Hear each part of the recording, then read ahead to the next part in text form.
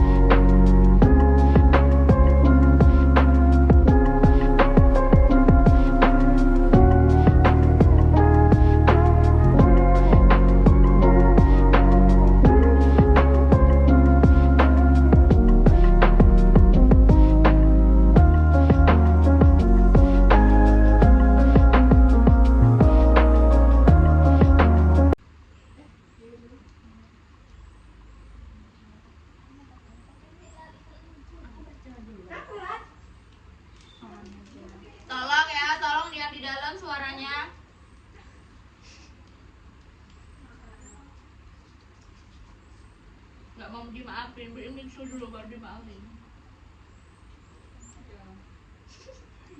Iya, baik.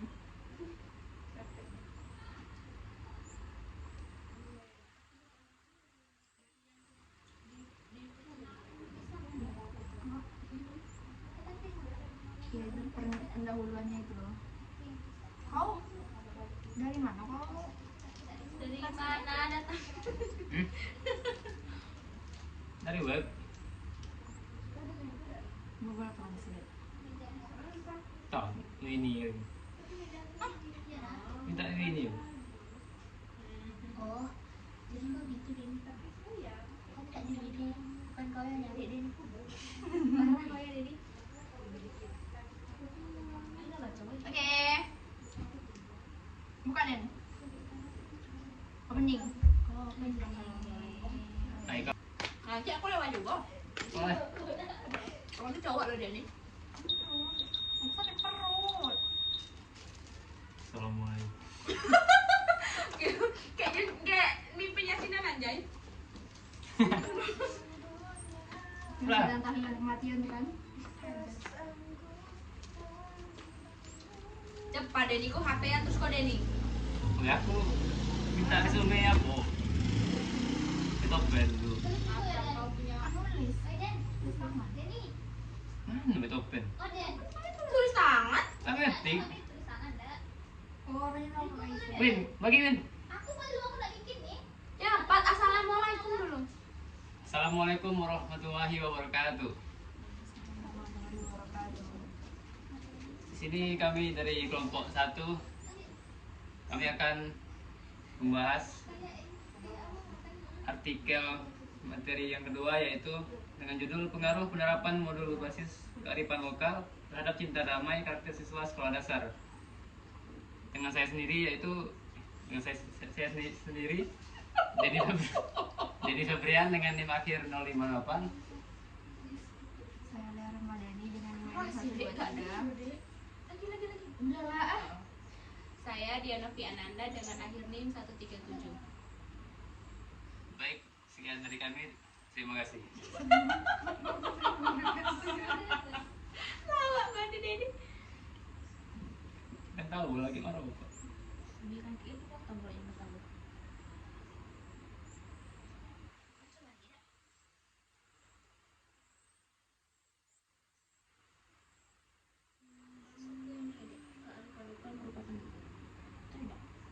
Bacanya diimport.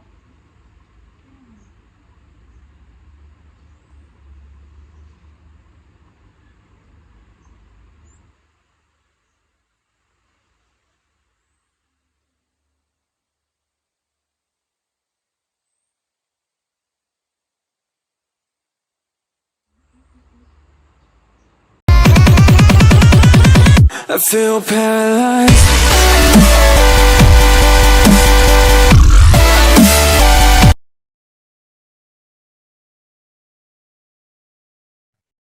Tentu saya ingin menyapa terlebih dahulu untuk semuanya yang telah bergabung pada malam hari ini. Saya berharap semuanya sudah siap dan bergembira pada malam hari ini karena kita di sini bersama-sama dalam ruangan Zoom meeting. Jadi mari kita saling respect dan saling support satu sama lain. Oke, kita langsung ke materi terlebih dahulu. Terima kasih sudah responnya. Hakikat M-Modul ini saya ambil dari materi dari Direktorat Pembinaan SMA, Dirjen Pendidikan Dasar dan Menengah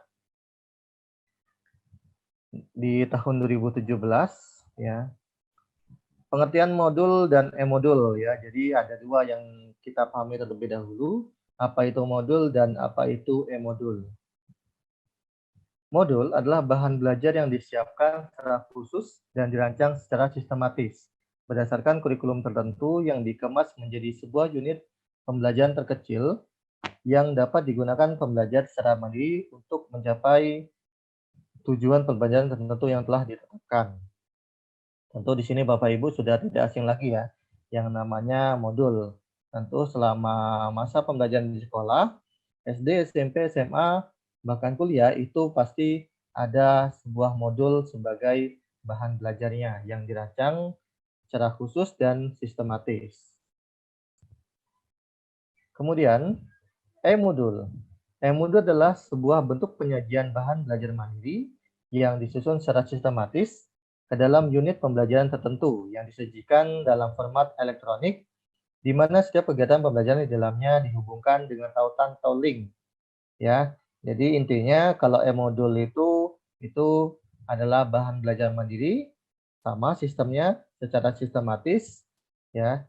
Tapi di sini bedanya disajikan dalam format elektronik yang dihubungkan dengan tautan atau link sebagai navigasi yang membuat peserta didik menjadi lebih interaktif dengan program, dilengkapi dengan penyajian video tutorial, animasi, dan audio untuk memperkaya pengalaman belajar. Ya, jadi itulah perbedaan antara modul dan e-modul. Nah, yang akan kita pelajari bersama, Bapak Ibu di sini adalah membuat e-modul yang dikemas dalam bentuk link. Nanti bisa juga kita sajikan dengan konten teks dan gambar yang menarik dan juga full color ya Bapak Ibu. Nah, kemudian cara buatnya juga gampang, dijamin semua pasti bisa. Dan saya yakin juga di seluruh pelatihan-pelatihan yang ada di eGuru ini, eguru.id, itu semuanya bisa dilakukan, tinggal kita menyediakan waktu untuk belajar, tinggal kita tingkatkan lagi motivasi dan niat kita untuk belajar. Insya Allah semuanya pasti bisa. Nah, dengan pelatihan ini, ya, nanti akan kita pelajari bersama-sama tentang e-modul. Di sini siswa seakan-akan sedang membaca buku secara manual dengan membalikan lembar demi lembar halaman buku. Padahal itu di alat elektronik yang digunakan, bisa melalui laptop ataupun melalui handphone. Ya, jadi di sini dari bentuk kertas kita menjadi bentuk yang elektronik ya Bapak Ibu.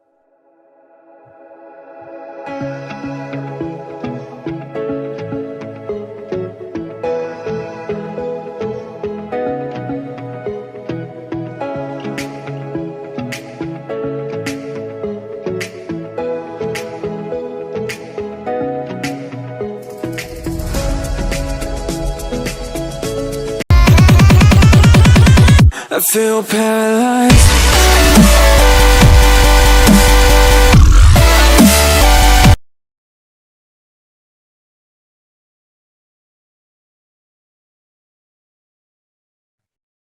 Tentu saya ingin menyapa terlebih dahulu untuk semuanya yang telah bergabung pada malam hari ini. Saya berharap semuanya sudah siap dan bergembira pada malam hari ini karena kita di sini bersama-sama dalam ruangan Zoom meeting. Jadi mari kita saling respect dan saling support satu sama lain. Nah, selanjutnya kita sudah mempelajari tadi tentang kelebihan, keunggulan, dan kelemahan ya. Jadi selanjutnya kita membahas tentang prinsip pengembangan e-modul. Prinsip pengembangan e-modul yang pertama yaitu diasumsikan dapat menimbulkan minat bagi siswa. Ya, jadi kita bisa desain e-modulnya secantik mungkin. Jadi dengan harapan dapat menimbulkan minat bagi siswa. Selanjutnya, e-modul ditulis dan dirancang untuk digunakan oleh siswa. Ya. Kemudian menjelaskan tujuan pembelajaran, goals dan objektif ya.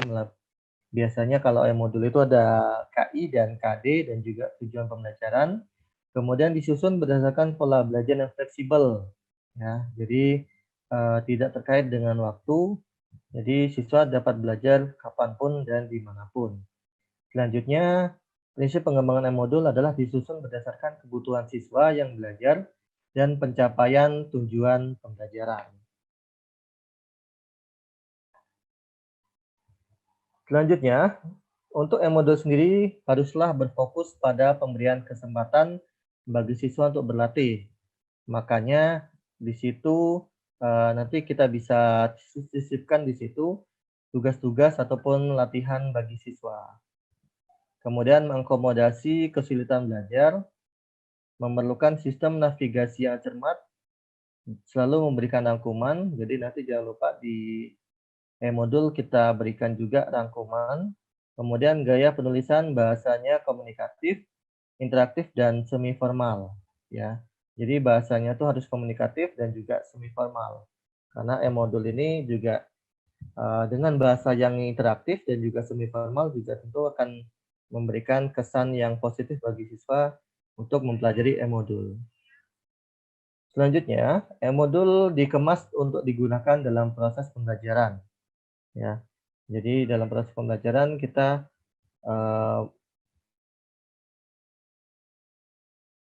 sehingga bisa digunakan dalam proses pembelajaran ya. Selanjutnya memerlukan strategi pembelajaran yang meliputi pendahuluan, penyajian, dan penutup. Pendahuluan meliputi KIKD, tujuan pembelajaran, kemudian proses transisi bisa diberikan ice breaking, ataupun siswa juga disuruh main game dulu, misalnya kayak tebak gambar dan lain-lain. Kemudian penyajian materi dan diakhiri dengan penutup berupa kesimpulan dan juga tugas-tugas ataupun soal latihan. Selanjutnya yaitu mempunyai mekanisme untuk mengumpulkan umpan balik. Nah, untuk mengumpulkan umpan balik ini bisa kita arahkan siswa untuk melalui akses dari Google Form misalnya. Di sini tentu Bapak Ibu peserta seminar pada malam hari ini juga sudah tidak asing dengan namanya Google Form. Jadi siswa juga bisa mengumpulkan umpan baliknya ataupun ketika siswa sudah tatap muka itu bisa belajar melalui e-modul, nanti mengumpulkan umpan baliknya melalui kertas ataupun nanti berupa presentasi di depan kelas. Selanjutnya menunjang self-assessment, menjelaskan cara mempelajari buku ajar, perlu adanya petunjuk atau pedoman sebelum sampai sesudah menggunakan e-modul.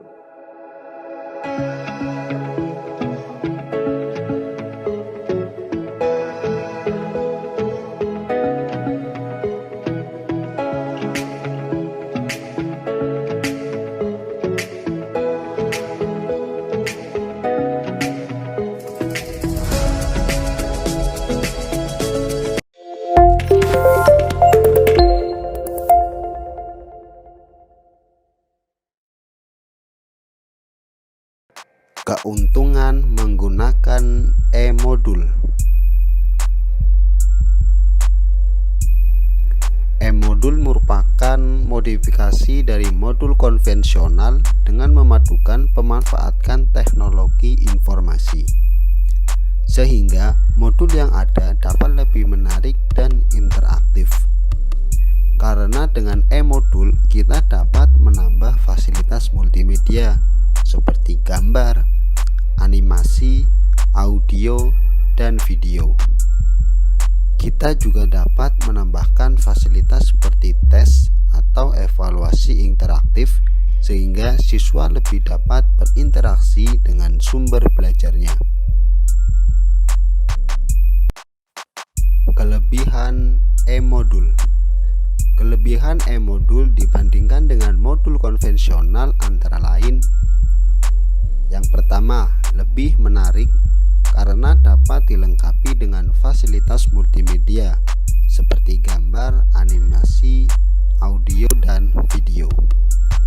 Kedua, lebih interaktif karena siswa dapat melakukan evaluasi diri terhadap suatu kompetensi sekaligus dapat melakukan tindak lanjut setelah mengetahui hasil evaluasi yang dilakukan secara mandiri. Yang ketiga, paperless. Dengan demikian, penggunaan kertas dapat dibatasi karena kita menggunakan e-modul. Yang keempat, multi-platform. E-modul dapat digunakan pada berbagai peralatan atau device, baik komputer, desktop, laptop, maupun handphone. Manfaat e-modul. Dengan fasilitas dan kemudahan yang disediakan e-modul, maka beberapa manfaat yang dapat kita peroleh darinya antara lain: 1. Mengalihkan perhatian siswa dari membuka konten-konten pada smartphone dan jaringan internet yang kurang bermanfaat ke konten-konten pembelajaran yang lebih bermanfaat. 2. kedua, memberikan pilihan kepada peserta untuk menggali sumber belajar yang menarik, interaktif, menjawab rasa keinginan tahuan mereka. Yang ketiga, memberikan solusi kepada siswa untuk dapat memanfaatkan teknologi informasi dan komunikasi secara bijak. Dan yang keempat, memberikan pilihan kepada guru untuk menjawab tantangan kemajuan teknologi dan informasi, suka maupun tak suka akan berdampak pada dunia pendidikan dan pembelajaran. Sampai di sini dulu ya Bapak Ibu. Semoga dengan kita mengetahui keuntungan dari penggunaan e-modul, kita dapat memanfaatkan modul secara bijak sehingga menambah prestasi bagi siswa-siswi Bapak Ibu guru. Wassalamualaikum warahmatullahi wabarakatuh.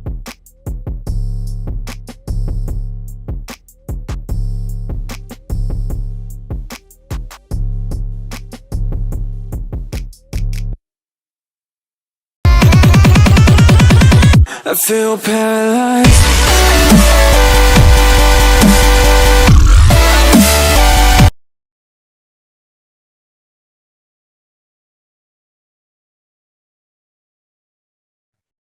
Tentu saya ingin menyapa terlebih dahulu untuk semuanya yang telah bergabung pada malam hari ini. Saya berharap semuanya sudah siap dan bergembira pada malam hari ini karena kita di sini bersama-sama dalam ruangan Zoom meeting. Jadi mari kita saling respect dan saling support. Nah, ternyata di sini ada juga keunggulan dan kelemahan e-modul. Kita lihat apa saja keunggulan dan kelemahannya. Keunggulannya yang pertama yaitu meningkatkan motivasi siswa. Tentu, karena setiap kali mengerjakan tugas, pelajaran yang dibatasi dengan jelas dan sesuai dengan kemampuan. Ya, jadi di sini siswa juga lebih termotivasi untuk membaca e-modul karena di sini siswa diberikan suatu materi yang dibatasi secara jelas. Ya, kemudian tugas-tugasnya juga bisa langsung dilihat pada e-modul.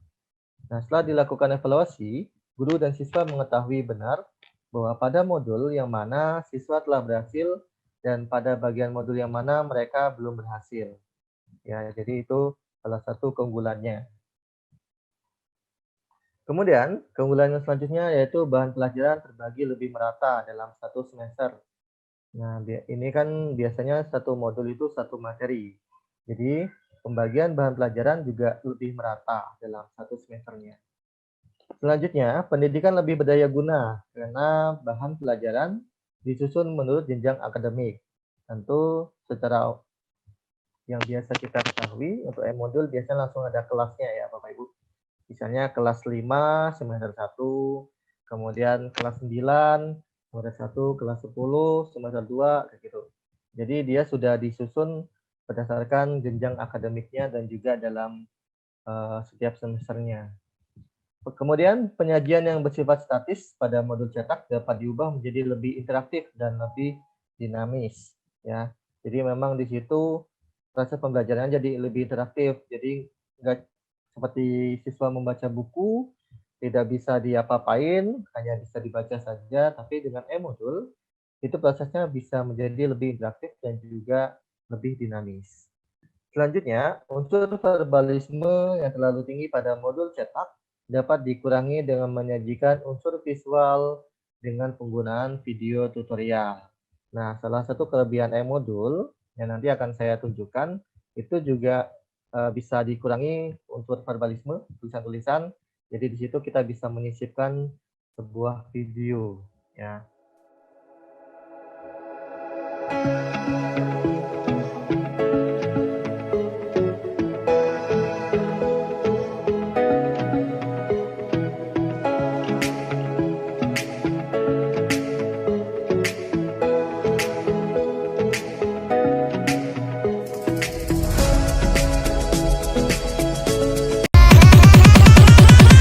I feel paralyzed.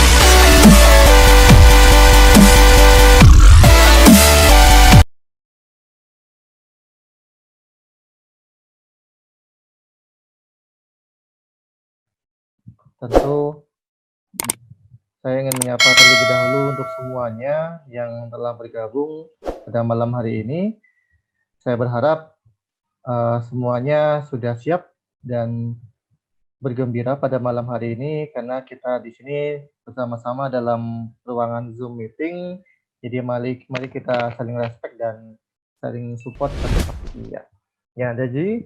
Jadi tadi kita sudah membahas tentang keunggulan dari e-modul. Nah, selanjutnya kita akan membahas tentang kelemahan e-modul. Yang pertama, biaya pengembangan bahan tinggi dan juga waktu yang dibutuhkan lama.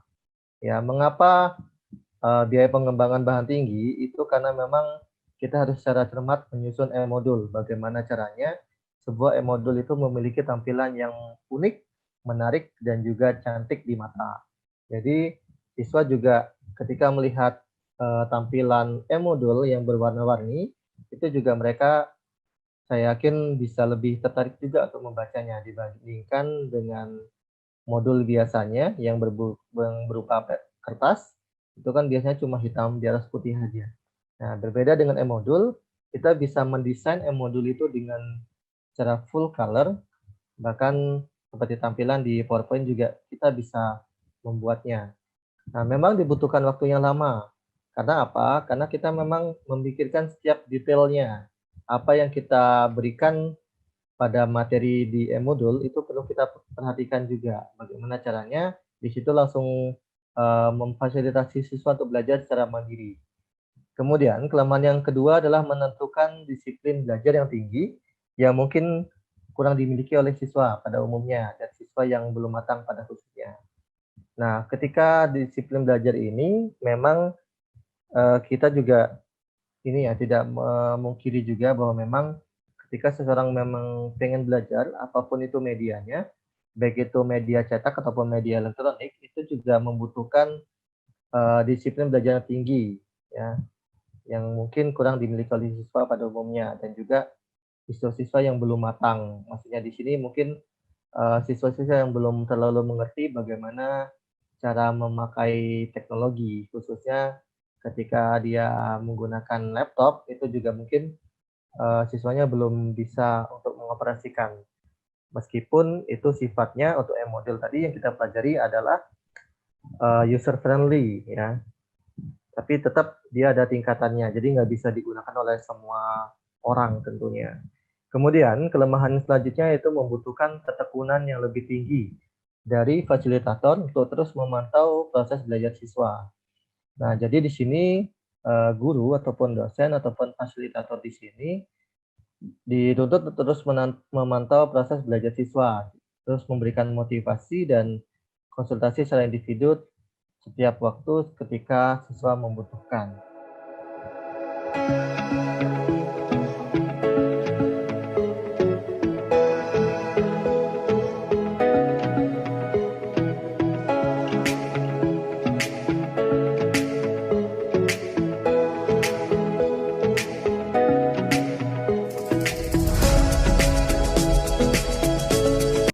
Assalamualaikum warahmatullahi wabarakatuh.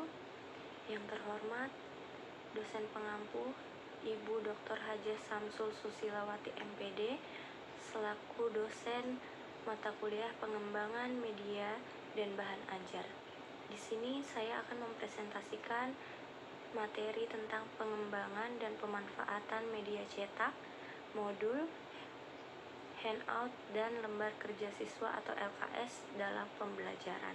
Yang pertama di sini saya akan membahas tentang pengertian media cetak, modul, handout, dan LKS. Secara harfiah, media berarti perantara atau pengantar. Media ialah wadah dari pesan yang oleh sumbernya ingin diteruskan kepada sasaran atau penerima pesan tersebut. Media dapat berupa televisi, radio, foto, gambar yang diproyeksikan, bahan-bahan cetakan, dan lain sebagainya. Media cetak merupakan segala barang cetak yang dipergunakan sebagai sarana penyampaian pesan. Media cetak menyajikan pesan atau informasi melalui huruf atau gambar yang diilustrasikan untuk lebih memperjelas pesan tersebut. Terdapat beberapa jenis media cetak dalam pembelajaran, di antaranya adalah sebagai berikut. Yang pertama, modul. Modul merupakan alat atau sarana pembelajaran yang berisi materi, metode, batasan-batasan, dan cara mengevaluasi yang dirancang secara sistematis dan menarik untuk mencapai kompetensi yang diharapkan sesuai dengan tingkat kompleksitasnya. Modul ini merupakan salah satu unit program pembelajaran yang terencana dan didesain dalam bentuk printed material guna membantu peserta didik dalam mencapai tujuan atau kompetensi. Modul berbeda dengan handout, buku teks, atau bahan tertulis lainnya yang sering digunakan dalam proses pembelajaran biasa. Pembelajaran dengan modul memiliki ciri-ciri sebagai berikut. Yang pertama, bersifat self-instruksional, yaitu modul disusun sedemikian rupa agar peserta didik dapat memahaminya tanpa atau sedikit bantuan dari orang lain. Yang kedua, utuh. Seluruh materi pembelajaran dari satu unit kompetensi atau subkompetensi yang dipelajari terdapat di dalam satu modul secara utuh. Tujuannya agar memberikan kesempatan kepada peserta didik untuk mempelajari pembelajaran yang tuntas, karena materi dikemas ke dalam satu kesatuan yang utuh. Yang ketiga yaitu berdiri sendiri. Modul yang dikembangkan tidak bergantung pada media lain atau tidak harus digunakan bersama-sama dengan media lain. Yang keempat yaitu adaptif, di mana modul hendaknya memiliki daya adaptif yang tinggi terhadap perkembangan ilmu dan teknologi. Yang kelima yaitu akrab dengan pemakaiannya. Modul hendaknya digunakan bersifat umum, sederhana, serta mudah dimengerti. Media penyajian bahan pelajaran dan bahasa yang digunakan membuat peserta didik merasa akrab dengan modul serta termotivasi untuk mempelajarinya. Selanjutnya, media handout. Handout merupakan selebaran tertulis tentang materi pelajaran yang diedarkan kepada peserta didik secara cuma-cuma sebagai bahan penjelasan yang dapat berupa skema, diagram, rangkuman terbatas, maupun contoh-contoh perhitungan yang dapat memudahkan peserta didik tentang konsep yang diberikan kepada peserta didik sehingga dapat belajar dengan lebih efisien. Penggunaan handout dalam pembelajaran akan lebih bermanfaat jika dibarengi dengan penggunaan cara dan media lain yang saling mendukung.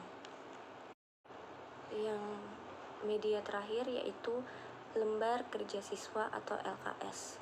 Lembar kerja siswa atau LKS merupakan lembar kerja yang berisi informasi, perintah, atau instruksi dari guru kepada peserta didik untuk mengerjakan suatu kegiatan belajar dalam bentuk kerja, praktek, atau dalam bentuk penerapan hasil belajar untuk mencapai suatu tujuan.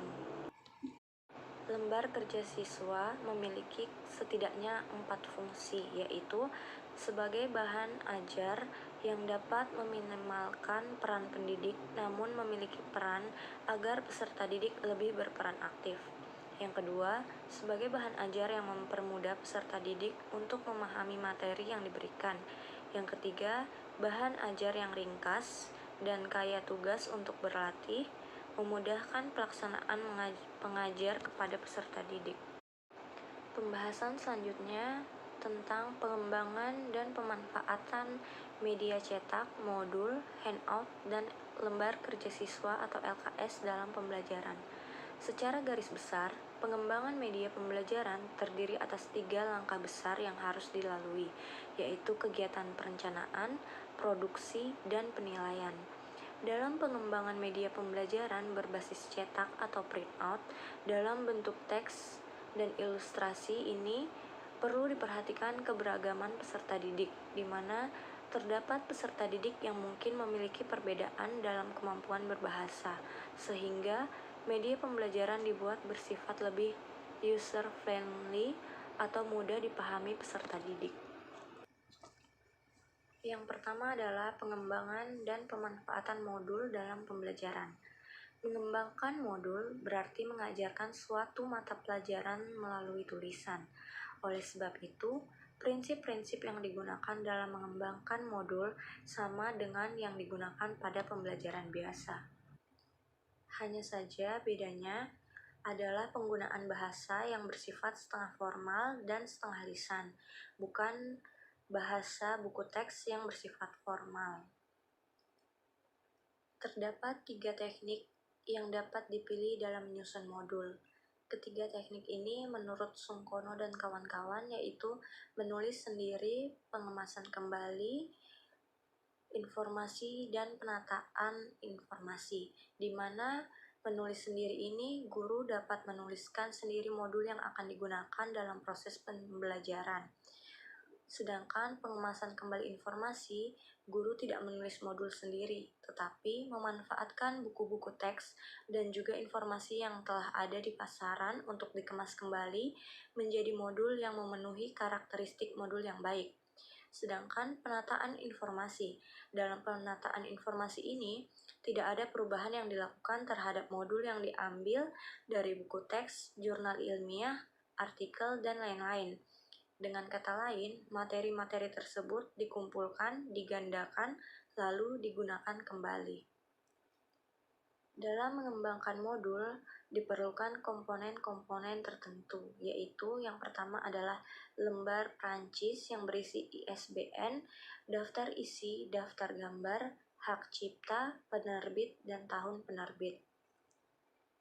Selanjutnya, bagian pendahuluan, di mana bagian pendahuluan ini berisi uraian singkat, kesesuaian modul dengan pengalaman atau kemampuan yang dimiliki, dan rumusan tujuan belajar. Selanjutnya yaitu bagian penyajian atau bagian inti, yang berisi penjabaran materi ajar dalam segmentasi subbagian yang lebih sempit cangkupannya menjadi kegiatan belajar. Yang terakhir, kunci jawaban tes formatif. Sama halnya dengan yang diungkapkan BP Sitepu dalam buku penyusunan bahan ajar, yakni modul terdiri atas 3 bagian utama, yaitu bagian awal modul berisi pendahuluan, bagian isi berisi bahan pelajaran yang terdiri atas pendahuluan, kegiatan belajar dan daftar pustaka, dan bagian akhir modul yang berisi penutup, tes sumatif, glosarium, dan lampiran-lampiran yang terkait isi modul. Pelaksanaan pembelajaran dengan menggunakan modul pada dasarnya menggunakan sistem belajar secara individual, namun dapat pula digunakan pada sistem pembelajaran klasikal. Jika pembelajaran bersifat individual, maka peserta didik akan belajar dari modul 1 ke modul berikutnya sesuai dengan kecepatan masing-masing. Selanjutnya, pengembangan dan pemanfaatan handout dalam pembelajaran. Pengembangan handout tidak jauh berbeda dengan tahapan pengembangan modul. Aspek yang perlu diperhatikan pada saat mengembangkan handout ialah kedalaman dan banyaknya materi. Tahapan pengembangan handout ialah sebagai berikut. Yang pertama, mengevaluasi bahan ajar yang digunakan dengan menggunakan kompetensi dasar. Selanjutnya, berdasarkan evaluasi, putusan materi yang harus dikembangkan dengan menggunakan handout baru atau pengayaan. Yang ketiga, memutuskan isi handout, overview atau ringkasan. Yang keempat, memutuskan cara penyajian yang berisi narasi, tabel gambar, diagram, atau kombinasi semua ini. Menurut Davis, manfaat handout dapat membantu peserta didik untuk memperoleh informasi tambahan yang belum tentu mudah diperoleh secara cepat dari tempat lain, memberikan rincian prosedur atau teknik pelaksanaan yang terlalu kompleks bila menggunakan media audiovisual. Selanjutnya, materi yang terlalu panjang atau kompleks yang telah diringkas dalam bentuk catatan yang mudah dipahami. Selanjutnya adalah pengembangan dan pemanfaatan lembar kerja siswa dalam pembelajaran. Dalam rangka mengembangkan LKS, maka kita perlu memperhatikan beberapa hal, yaitu yang pertama adalah menentukan desain pengembangan LKS.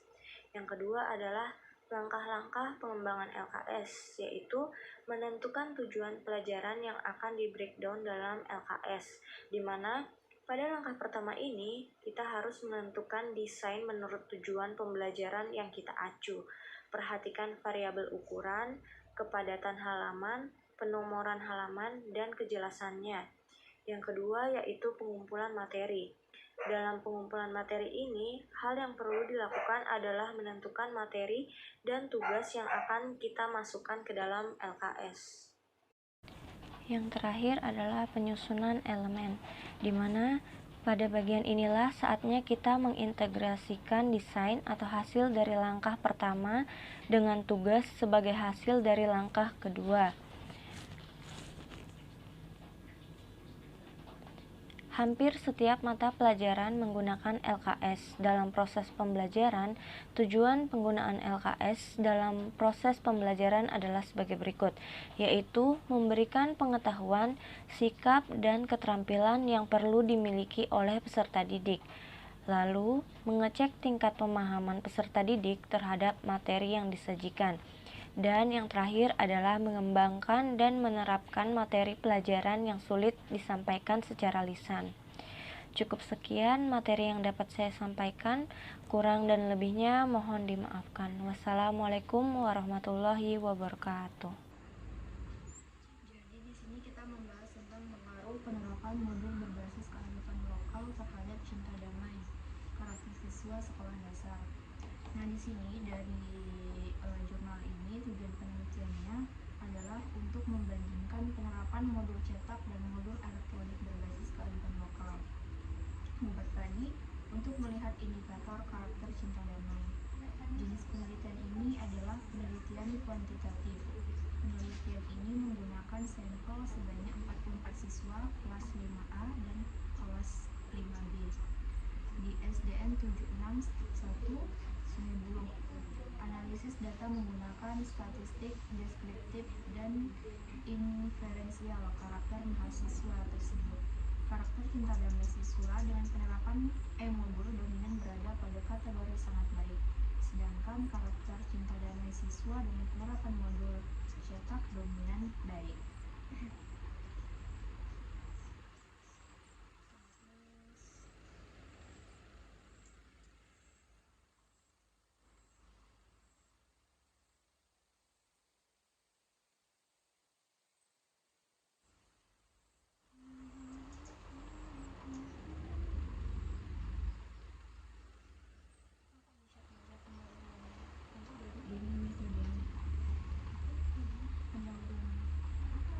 Internasinya banyak sebutannya.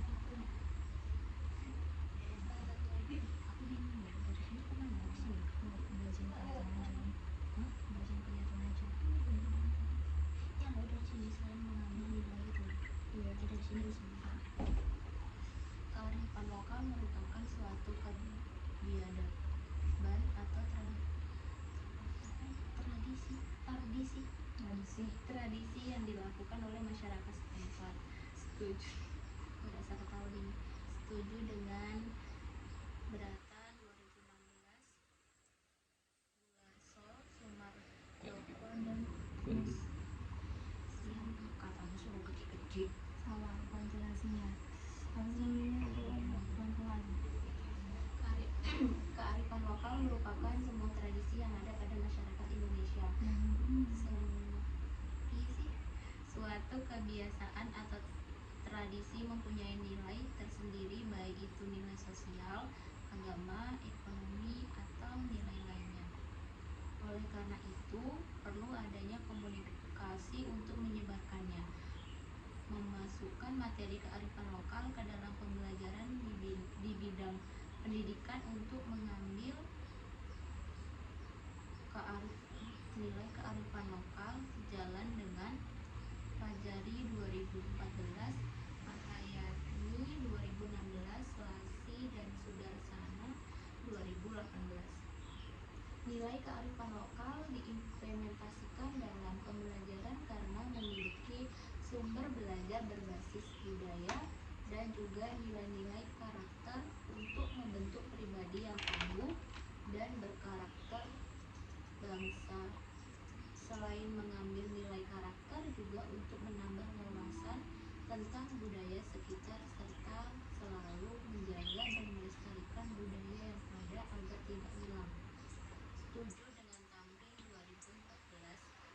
Didi DKK 2016.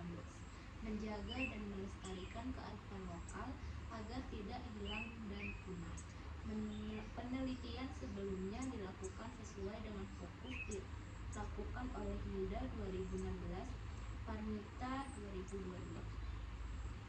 Upaya yang dilakukan agar tetap terjaga dan tidak hilang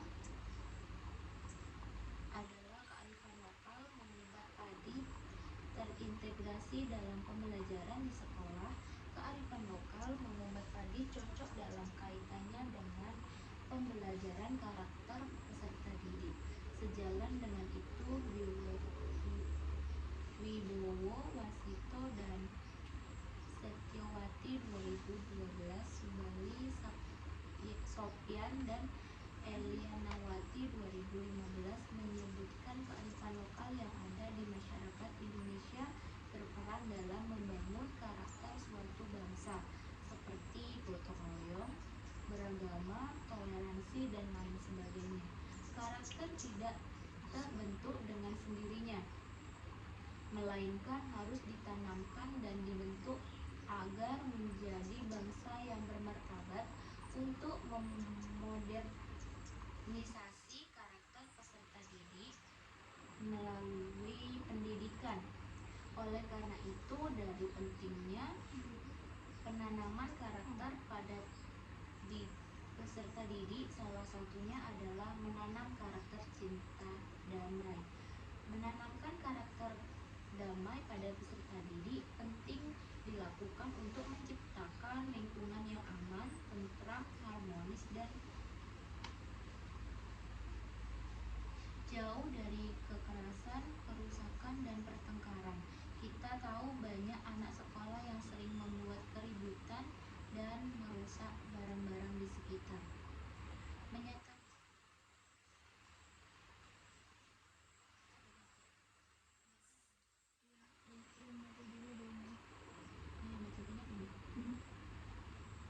Menanam karakter.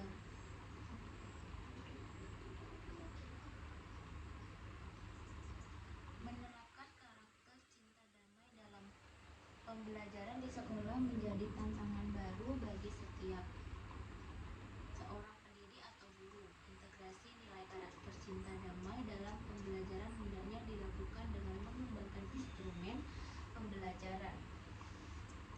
Pengembangan perangkat pembelajaran yang akan dilakukan oleh guru penting untuk memperhatikan kemampuan siswa serta keadaan lingkungan sekolah.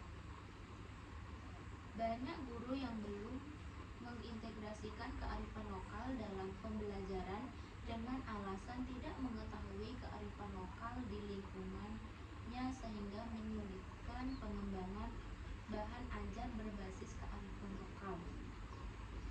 Pengembangan bahan ajar berbasis kearifan lokal menjadi bahan ajar kontekstual untuk meningkatkan pemahaman konsep kearifan lokal.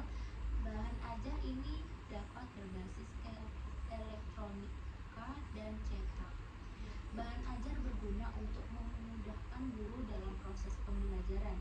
Dengan memudahkan guru dalam mengajar, maka pembelajaran yang dilakukan siswa menjadi lebih berkualitas. Bahan ajar cetak adalah pembelajaran dengan menggunakan kertas yang dibaca langsung. Panda 2013. Beberapa bahan ajar yang dicetak adalah buku pelajaran siswa, surat kabar, buku panduan, buku bergambar, dan masih banyak lagi. Keunggulan bahan ajar cetak adalah tidak memerlukan alat khusus dan mahal. Bahan ajar cetak relatif murah untuk dibeli dan disampaikan. Menurut Kurniawan dan Miftah 2015, Liaufas DKK 2016, Amelia 2018. Selain kelebihan penerapan bahan ajar cetak juga mempunyai kekurangan dari segi materinya. Bahan mudah rusak,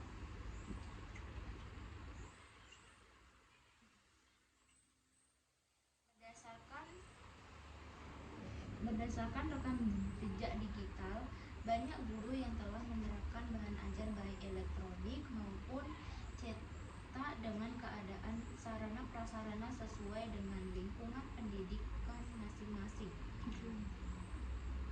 Tujuan penelitian ini adalah untuk mengetahui tingkat karakter cinta damai di kelas dengan menggunakan modul cetak dan elektronik pada pembelajaran mengubat padi tema 8 subtema 3 pembelajaran 1.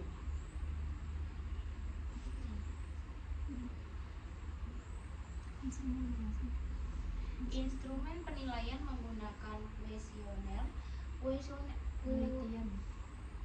Instrumen penelitian Instrumen penelitian menggunakan kuesioner. Ya itulah. Tahu susah nyebutnya. Merupakan alat mengubah data yang dapat dilakukan dengan menyebarkan serangkaian pertanyaan dan penyataan tertulis kepada sumber anggota sampel penelitian. Dilanjutkan oleh Dini. Metode. Di sini saya mulai tentang metode. Di sini saya akan menjelaskan tentang metode. Penelitian ini menggunakan pendekatan kuantitatif.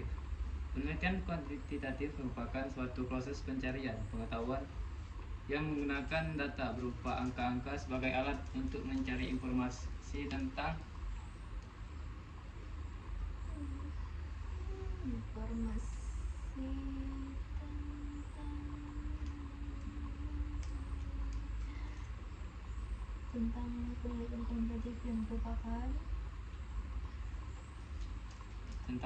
penelitian kuantitatif yang merupakan penelitian kuantitatif yang merupakan penelitian yang analisisnya lebih menitik beratkan pada data numerik atau angka yang diolah dengan menggunakan metode statistik deskriptif dan inferensial. Statistik deskriptif adalah statistik yang digunakan untuk menganalisis data dengan cara mendeskripsikan atau mengumpulkan sebagaimana adanya tanpa bermaksud membuat kesimpulan atau generalisasi yang luas. Sugiono 2019. Penelitian ini menggunakan nilai maksimum, minimum, dan min. Ya. Sedangkan statistik inferensial adalah statistik yang digunakan untuk menganalisis data sampel dan hasilnya akan digeneralisasikan atau disimpulkan untuk populasi dari asal sampel diambil. Menurut Stoper Slamet 2017. Dengan menggunakan uji asumsi yaitu uji normalitas dan homogenitas, dengan mengambil hasil keputusan nilai SIG pada data yang diolah, serta menggunakan uji hipotesis yaitu uji T dengan ketentuan jika nilai SIG kurang dari probabilitas 0,05, maka terdapat pengaruh bebas variabel X pada variabel terkait atau Y atau hipotesis diterima. Jika nilai SIG lebih dari probabilitas 0,005, maka terdapat pengaruh variabel bebas atau X terhadap variabel terikat atau Y atau hipotesis ditolak. Instrumen penelitian menggunakan kuesioner. Kuesioner merupakan alat pengumpulan data yang dapat dilakukan dengan menyebarkan serangkaian pertanyaan dan pernyataan tertulis kepada sumber anggota sampel penelitian. Riani, Fajar, dan Lukman 2016. Mariuliana, Subroto, dan Hafiana. Kuesioner yang digunakan berupa angket respon study dan karakter cinta damai.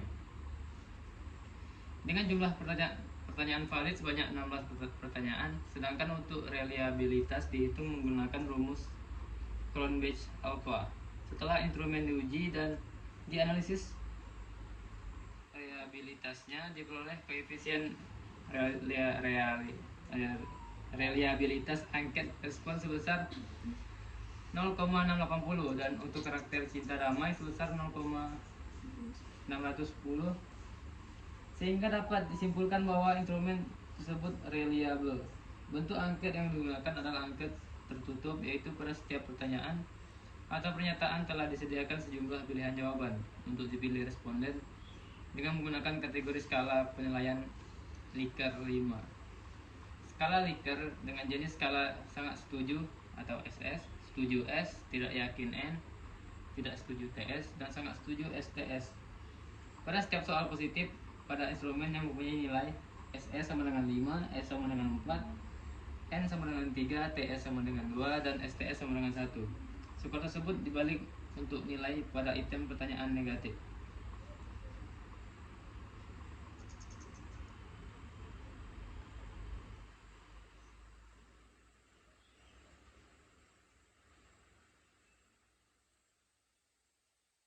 Ini adalah kedua kisi-kisi kuesioner di atas digunakan sebagai pedoman penyusunan pertanyaan dalam kuesioner penelitian. Populasi dalam penelitian ini adalah seluruh siswa kelas 5 SD Negeri 76 Sungai Bulu. Sampel yang digunakan adalah seluruh siswa kelas 5 yang terdiri dari kelas 5A dan B yang berjumlah 4 orang. Dalam penentuan sampel digunakan teknik pengambilan sampel, yaitu teknik total sampling, yang teknik pengambilan sampelnya diambil dari populasi yang besar. Sugiono 2019. Alasan peneliti menggunakan total sampling adalah jumlah penduduk kurang dari 100 orang. Penilaian karakter damai serta didik dalam penelitian ini mengacu pada pedoman penilaian, di mana kriteria yang diterapkan peneliti yaitu pertimbangan keadaan sekolah dan juga siswa. Sekolah yang diteliti peneliti menggunakan bahan ajar cetak dan elektronik yang memudahkan data yang diperoleh. Peneliti dapat melihat karakter cinta damai dengan menerapkan modul elektronik dan mencetak modul.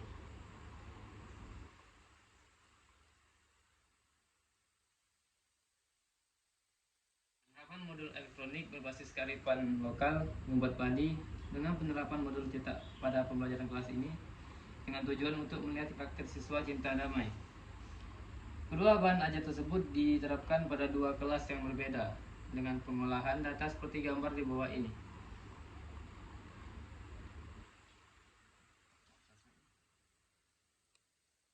Materi diterapkan pada dua kelas yang berbeda dengan pengolahan data seperti gambar berikut.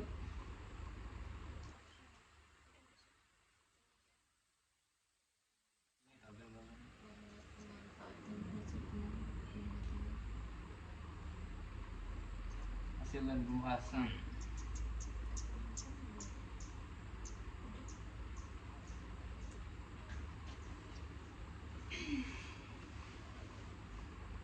Untuk selanjutnya yaitu hasil dan pembahasan. Penerapan modul elektronik berbasis kearifan lokal membuat padi dengan penerapan modul cetak pada pembelajaran kelas ini dengan tujuan untuk melihat karakter siswa cinta damai.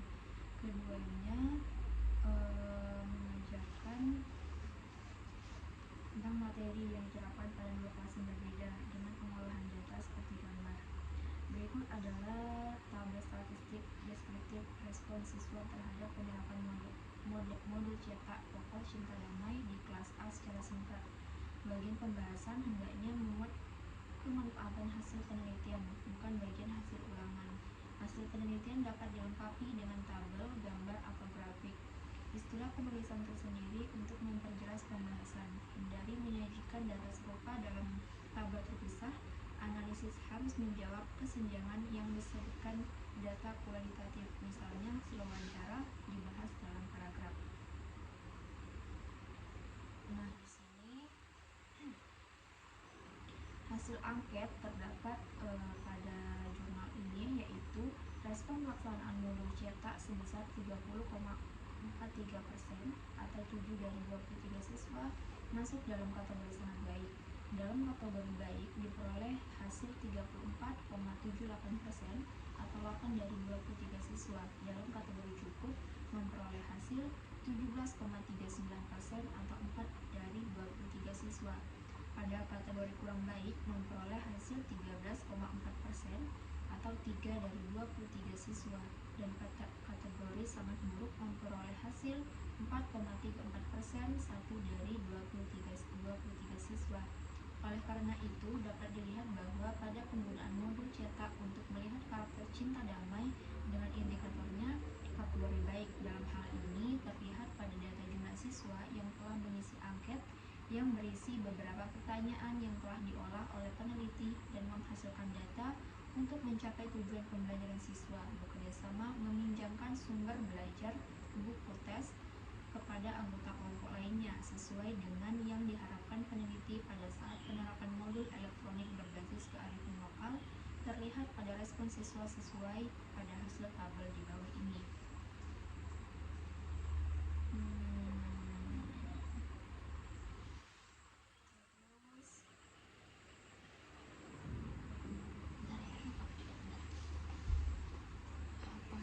Kami seharian belum mandi kita. Baiklah, Tunggu dulu, aku masih tak boleh ini. baiklah, tunggu baca kesimpulannya dulu. Kesimpulan dari materi pertemuan kedua ini yaitu membandingkan penerapan modul cetak dan modul elektronik berbasis kearifan lokal mobile tadi untuk melihat indikator karakter cinta damai. Nah, di sini jenis penelitiannya adalah kuantitatif yang menggunakan sampel sebanyak 44 siswa kelas 5A dan kelas 5B di SDN 76 Sungai Buloh. Analisis data menggunakan statistik deskriptif dan inferensial. Karakter mahasiswa yang cinta damai terlihat pada penerapan modul elektronik dan modul cetak. Dari kedua bahan ajar tersebut, karakter cinta damai siswa dengan penerapan e-modul dominan berada pada kategori sangat baik, sedangkan karakter cinta damai siswa dengan penerapan modul cetak dominan baik. Baik, itulah tadi pembahasan materi dari kelompok kami. Lebih dan kurang kami mohon maaf. Kami akhiri, wassalamualaikum warahmatullahi wabarakatuh. Sekian dari kami, terima kasih. Wassalamualaikum warahmatullahi wabarakatuh.